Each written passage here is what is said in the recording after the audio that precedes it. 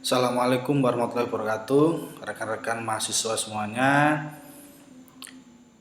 Pada pertemuan ke-6 ini kita masih membahas tentang perancangan desain sistem. Kalau kemarin itu adalah tentang teori-teori umum tentang desain sistem, tapi pada pertemuan kali ini kita nanti akan detailkan bahwa desain sistem itu ada tiga, bisa didokumentasikan dengan tiga, ada flowchart, data flow diagram, dan juga entitas relationship diagram. Jadi ada tiga kategori.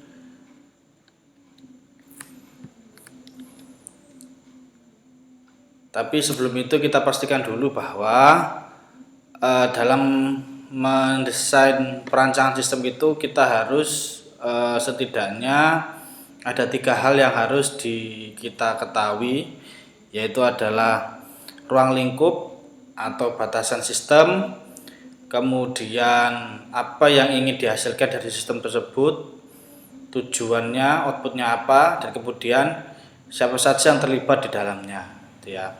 Jadi pada perancangan sistem itu dibagi menjadi tiga, ya adalah flowchart, DFD, dan IRD seperti saya utarakan tadi, bahwa di ketiga desain perancangan sistem ini saling berkaitan, gitu ya. Walaupun semuanya itu saling berhubungan, tapi mempunyai tujuan dan maksud yang berbeda. Seperti halnya di flowchart, itu merupakan teknik analitis yang digunakan untuk menjelaskan aspek-aspek sistem informasi secara jelas, tepat, dan logis menggunakan serangkaian simbol standar untuk menguraikan prosedur pengulangan transaksi. Di mana flowchart ini bertujuan menggambarkan suatu tahapan penyelesaian masalah, di mana penggambaran ini digambarkan secara sederhana, terurai, rapi, dan jelas, dan kemudian menggunakan simbol-simbol standar yang sudah disepakati bersama, gitu ya. Sudah ada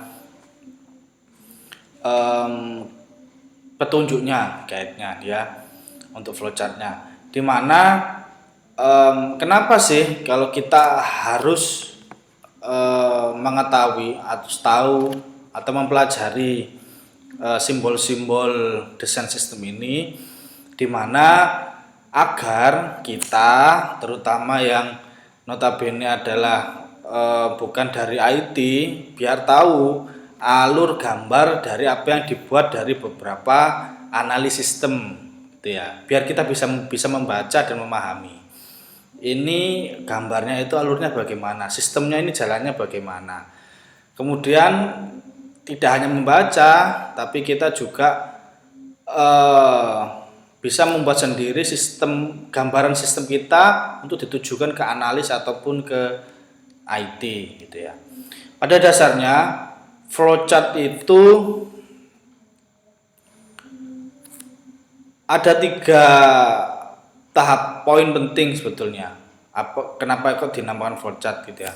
Flowchart itu ada simbolnya, ada garis alur, dan kemudian ada area tanggung jawab. Di mana area tanggung jawab ini maksudnya ada user yang saling berkaitan dan melaksanakan suatu tugas, gitu ya. Kita itu bagaimana cara membuat flowchart atau menggambarkan flowchart, apakah harus pakai Photoshop ataupun CorelDRAW? Tidak. Sebetulnya penggambaran flowchart itu bisa dilakukan dengan tangan ataupun dengan template. Nah, di template itu pun bisa dilakukan dengan Microsoft Visio, PowerPoint pun juga bisa, ataupun YED Graph Editor, di mana kalau Microsoft Visio dan YED Graph Editor itu sudah ada template-nya, sudah ada simbol-simbolnya. Kalian mau simbol apa? Misalkan flowchart, nah sudah dikelompokkan flowchart ini, nanti simbol-simbolnya sudah ditentukan. Tinggal kita main geser. Nanti saya contohkan, gitu ya. Pada dasarnya tiga unsur grafik ini dapat direkomendasikan. Ada yang simbol, ada garis, adapun area tanggung jawab. Seperti halnya ini, kita setidaknya mengetahui macam-macam simbol yang ada di flowchart yang sering digunakan. Dimana di flowchart itu kalau bujur sangkar ini namanya simbol proses, dimana untuk menyatakan suatu tindakan proses yang dilakukan oleh komputer. Kemudian simbol manual menyatakan suatu tindakan proses yang tidak dilakukan oleh komputer. Salah satu contohnya, misalkan kita untuk yang proses ini sudah paham ya, bahwasanya suatu tindakan yang dilakukan oleh komputer. Jadi misalkan menginput data, simpan, nah itu nanti kan proses simpan di komputer atau di folder mana itu kan nanti proses oleh komputer. Tapi adalah simbol manual menyatakan suatu tindakan proses yang tidak dilakukan oleh komputer. Yang tidak dilakukan oleh komputer berarti kita menulis, begitu ya, menulis sendiri.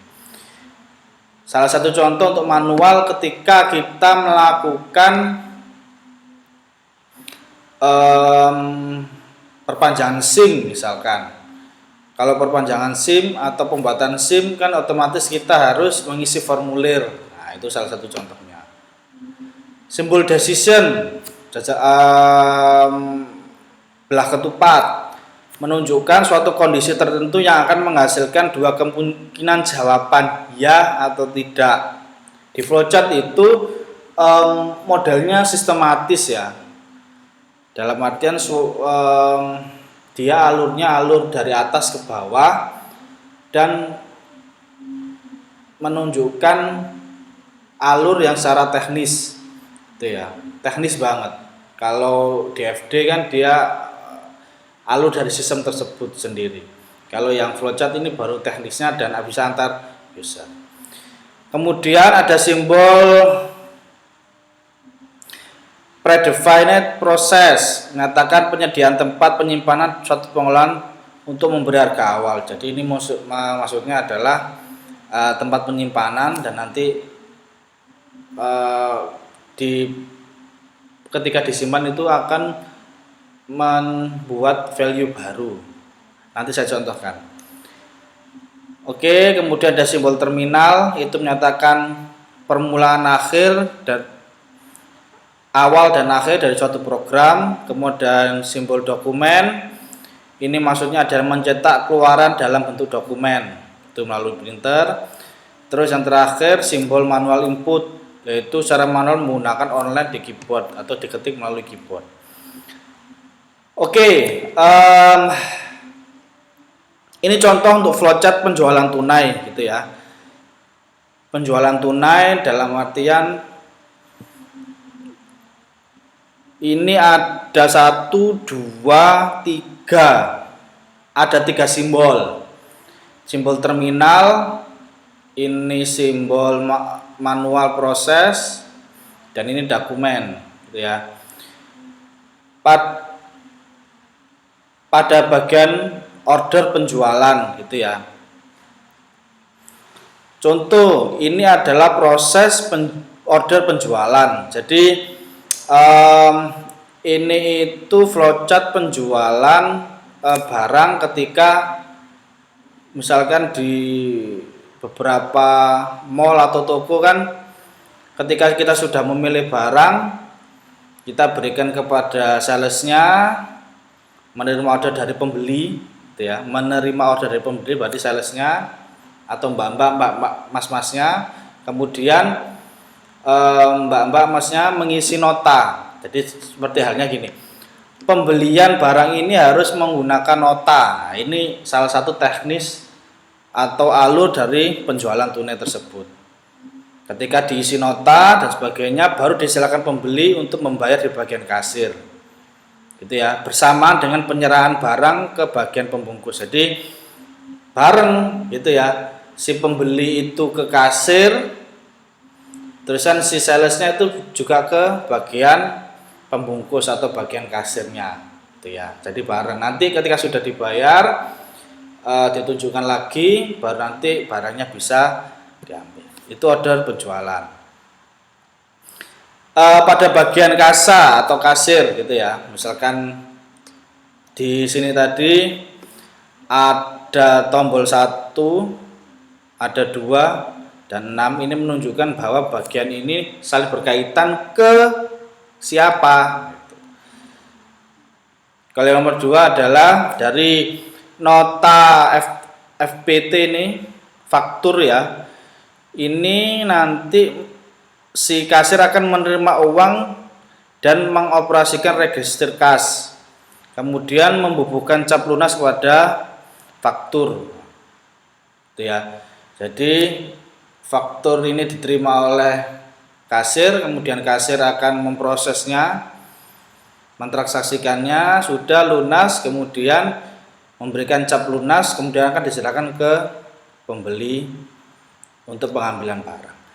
Jadi flowchart itu bisa dilakukan secara sendiri-sendiri, ya, order penjualan sendiri, yang bagian order penjualan sendiri, bagian kasir sendiri, gitu ya. Tapi pada saat melakukan project atau pelaporan project atau pengajuan proposal project itu bisa dilakukan secara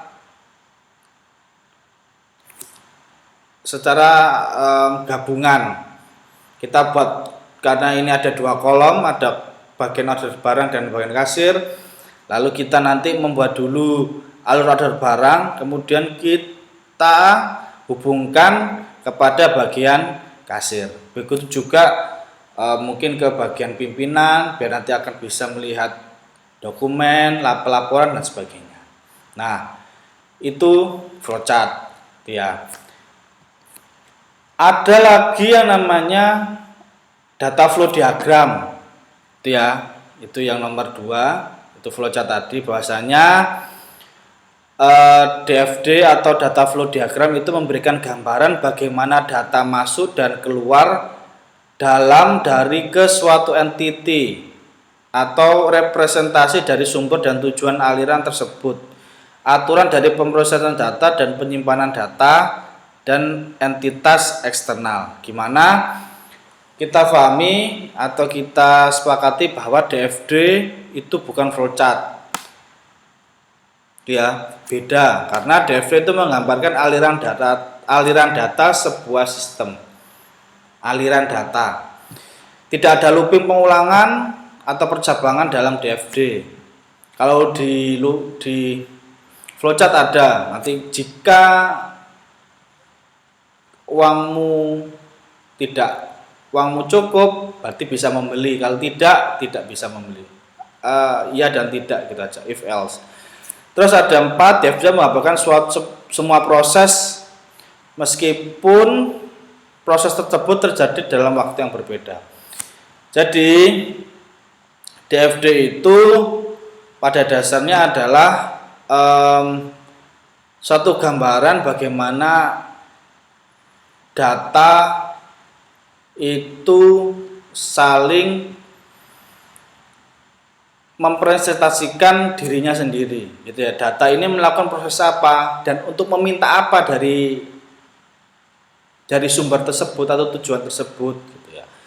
Dimana DFD ini ada 4 simbol, ada simbol proses, cuma 4 simbol saja, proses, ada simbol data store, ada simbol entity yang berisi dia melakukan apa, gitu ya. Dan juga simbol flow ini, simbol flow ada aliran, arahnya mau kemana, gitu. Ini salah satu contohnya, bahwasanya simbol proses itu bisa kotak, juga bisa lingkaran, gitu ya. Dimana ini ada 3 user atau 3 orang, pramuniaga, kasir, dan pemilik, gitu ya. Seperti di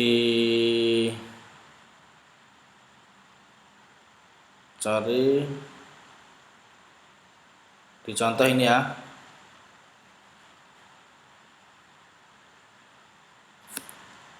simbol proses, ini penjualan dan laporan, itu ya. Proses penjualan dan laporan, simbol entity itu pramuniaga, kasir dan pemilik, gitu ya. Proses penjualan, ada proses penjualan dan proses pelaporan, di mana pada proses penjualan ini pramuniaga memberikan nota penjualan, itu ya. Terus kasir ini pada proses penjualan memberikan nota pembayaran dan mentransaksikan penjualan barang, gitu ya. Dari proses penjualan ini nanti akan menghasilkan data barang-barang apa saja yang sudah dijual, gitu ya. Kalau yang kasir menghasilkan data-data penjualan apa saja yang sudah dijual, gitu ya. Grafiknya berapa, terus pemasukan kasnya berapa, terus juga nanti pemasukannya berapa, pengeluarannya berapa.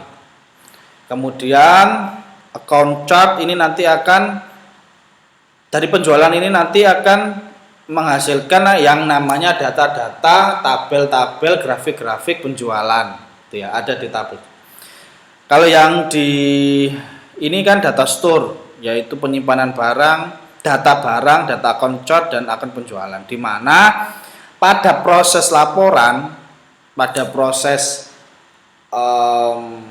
laporan itu nanti kita bisa mengambil data dari data barang, account chart, kemudian dari penjualan nanti akan mendapatkan data-data penjualan.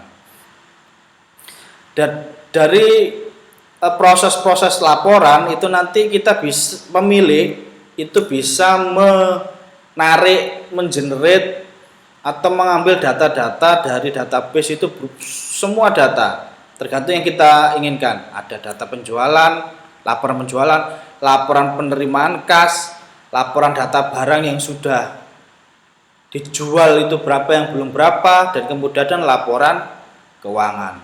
Nah,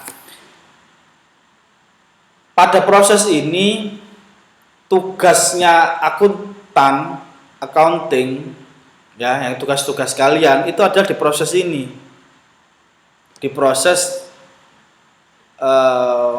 pengambilan data yang ada di database ini. Intinya itu begitu. Ketika di DFT ini kita sudah ketahui, oh alurnya begini. Ketika waktu accounting atau menganalisa data, audit, mana data penjualan, mana data penerimaan kas, kalian akan mengambil dari data-data ini semua.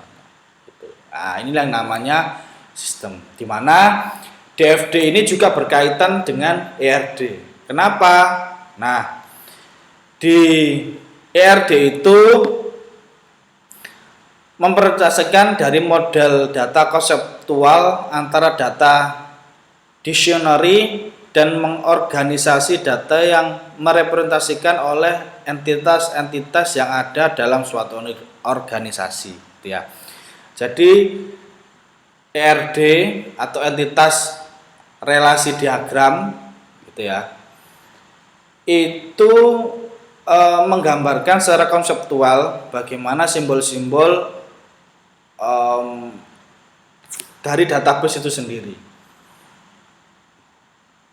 Pada dasarnya ERD itu ada dua, ada basic, ada database relation model. Jadi basicnya itu seperti hanya simbol-simbol terus kita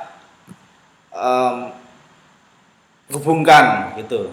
Seperti ini, seperti ada di slide, di mana ini ada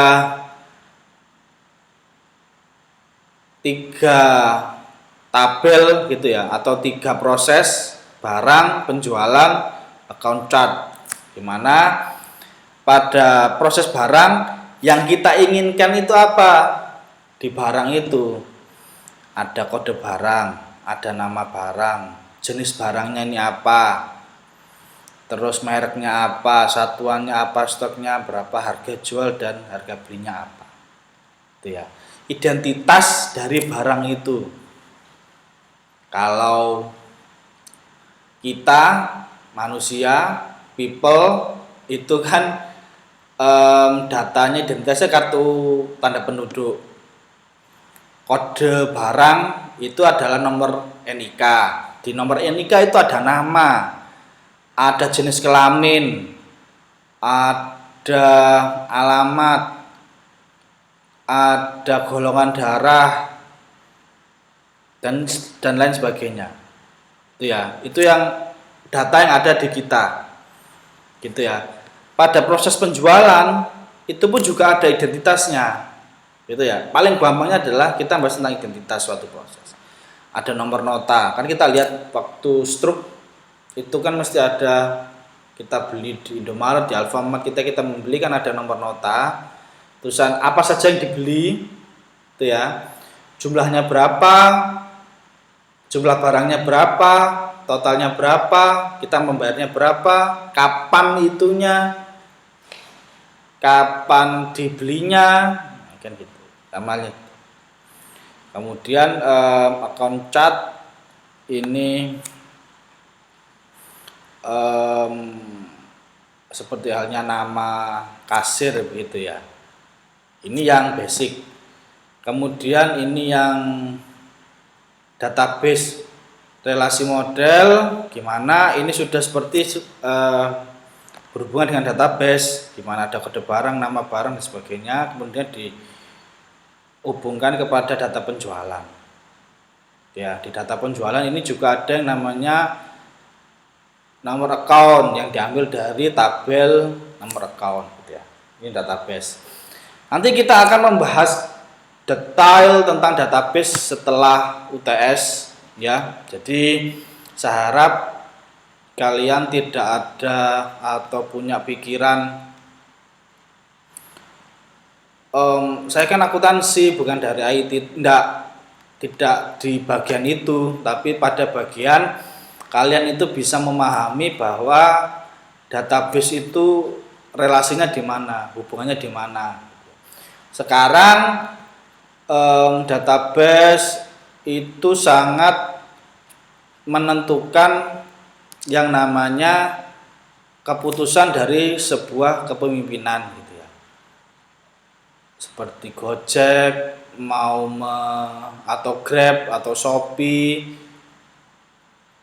Tokopedia mau menyimpulkan suatu keputusan itu pasti akan by data.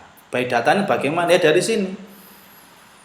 Yang paling gampangnya adalah bagaimana orang itu iklan yang paling ideal itu di mana? Ya pada waktu malam hari atau pada waktu makan siang. Ya, orang-orang sering mengakses itu pada data pada jam berapa. Itu ya. Jadi itu juga berhubungan dengan data semuanya, dengan database, dan nanti kita olah. Dan database itu nanti bisa kita olah dan bisa menjadi suatu keputusan atau tindakan yang lainnya. Itu ya. Saya harap pada proses ini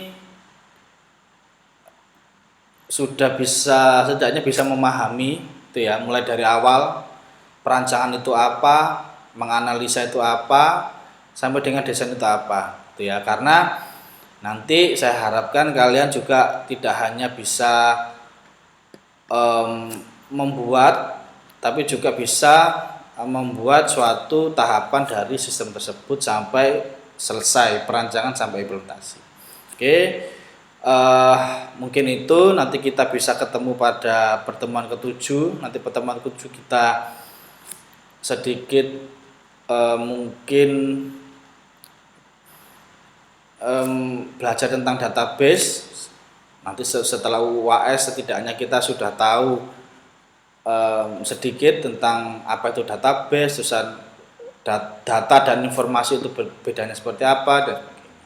Itu nanti akan kita pelajari pada pertemuan ke-7. Oke, mungkin itu saja yang bisa saya sampaikan. Assalamualaikum warahmatullahi wabarakatuh.